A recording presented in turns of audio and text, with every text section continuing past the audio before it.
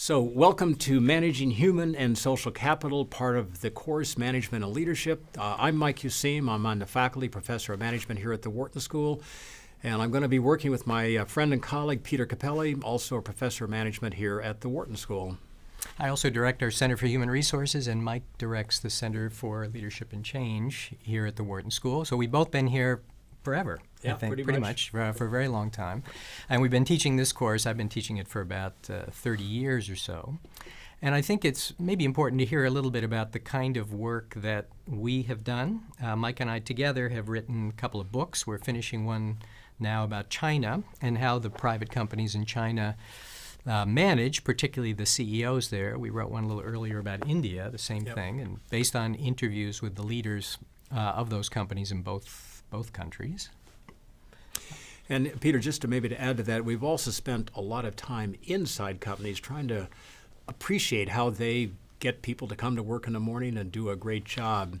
And that, I think, is going to describe, all these pieces are going to describe how we're going to take this on. We're going to bring in research, some of which we've done. We're going to bring in examples, some of which we've seen. All this designed to pull people's thinking forward on, if they've got more than a couple people working for them, how to ensure that those people show up at 9 o'clock in the morning, do a great job, leave at the end of the day. Yeah. We weren't here at the beginning of the Wharton School. It's been around for a very long time. This is the world's oldest business school, but the topic of managing people has been central to the history of the school. World War I, so about 100 years ago, one of the most important developments in the 20th century was the rise of scientific management. Taylorism, some people call it.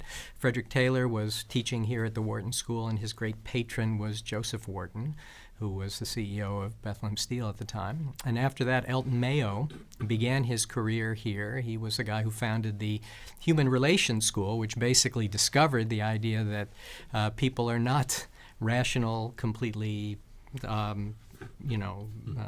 incentive-driven machines, and that the dynamics within groups matter an awful lot as well. And in the 1980s, the Tavistock Institute was here, moved here from London. It was a famous place that figured out that if you thought carefully about how groups interacted, people interacted with groups and technology, you could get much more effective management and organization performance. There's a long history of this here.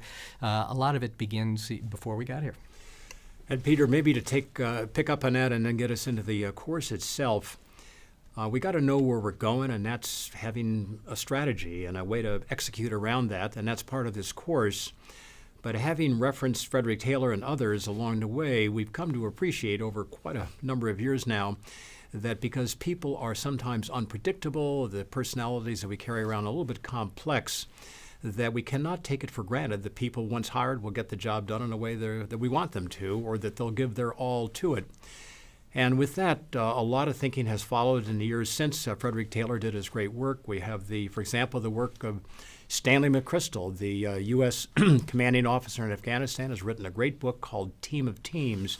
And his focus there is, once we got people in groups, then how do we actually knit those teams together?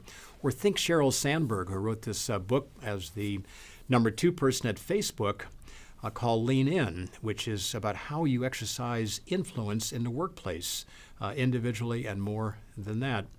And so we're going to draw on the work of Stanley McChrystal, Sheryl Sandberg, Frederick Taylor, and others on this critical area, which is how human and social capital can be put to great advantage.